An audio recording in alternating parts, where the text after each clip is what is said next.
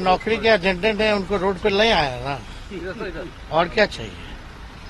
जो हम लोगों ने जो नौकरियां दी हैं, रोजगार दी है और जो जरूरत है लोगों की, उसको हम लोगों ने पूरा किया है। तो अब पटना में आए हैं, स्वागत है, लेकिन इस एजेंडे ने रोड पे लाया है उनको। सबसे सुरक्षित सीट माना जाता है बीजेपी के लिए वो सीट, और वहीं पे रोड शो करना पड़ रहा है प्रधानमंत्री को, कैसे देखते हैं?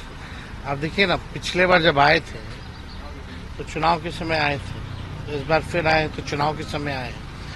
और जो इस बार बिहार में हम पहले से कहते रहे कि चौंकाने वाला रिजल्ट लाएगा, उससे लोग भयभीत हैं। अब चौंकाने वाला रिजल्ट ऐसा आ रहा है कि जो सेफेस्ट सीट है उसमें भी एक खतरा महसूस कर रहा है। तो हमको तो लगता है कि भाई ठीक है, प्रधानमंत्री जी आए, लेकिन पटना यूनिवर्सिटी को सेंट्रल यूनिवर्सिटी का दर्जा नहीं दे पाए। अब प्रधानमंत्री होके एक यूनिवर्सिटी का दर्जा सेंट्रल नहीं दिला पाए, और हमारे चाचा ने कई बार आग्रह भी किया, हम लोगों ने भी आग्रह किया, भाई कम से कम उस यूनिवर्सिटी को आप सेंट्रल यूनिवर्सिटी का दर्जा तो दे दीजिए। वो भी नहीं कर पाए। अभी नीतीश कुमार मोकामा में अब वो अनंत सिंह को लेकर कह रहे हैं कि उनसे भी काफी अच्छा रिश्ता रहा है मेरा, उनके भाई से भी अच्छा है। तो ये चुनाव में क्या? अब छोड़िए ना, उनकी बात है। अमित शाह तो चुनाव में आप समझिए ना कि अब संत लोगों को जेल से बाहर निकाला जा रहा है ना, फालतू का केस में वो लोग बंद थे। और आप तो इंटरव्यू लिए थे, किसका सरकार बोल रहे थे, आज उसी सरकार में उनकी वापसी हो गई है। तो इसमें हम क्या कहें। और राहुल गांधी को शहजादा कहने के बाद अखिलेश जी को भी शहजादा कहा है पीएम मोदी ने, और आप लोग को कहा है अपीजमेंट की पॉलिटिक्स करते हैं अपनी पार्टी को। आपको कह रहे हैं पटना वाला शहजादा, पटना के ये शहजादे लोग अपीजमेंट पॉलिटिक्स। अरे भाई, वो पीरजादे हैं, कुछ भी कह सकते हैं पीरजादे, इसलिए हमको शहजादा कह रहे हैं।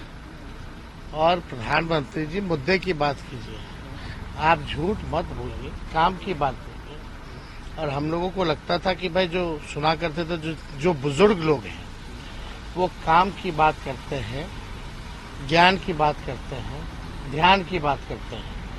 हमारे प्रधानमंत्री बुजुर्ग होकर के ना काम की बात करते हैं, ना ध्यान की और ना ज्ञान की बात करते हैं, केवल झूठ की बात करते हैं। अमित शाह ने कहा है कि आरक्षण खत्म होने नहीं देंगे, बीजेपी का एक भी सांसद अगर रहेगा दलित और पिछड़ों का आरक्षण सब चीज तो प्राइवेटाइज हो ही रहा है, तो आरक्षण ऑटोमेटिक खत्म हो रहा है।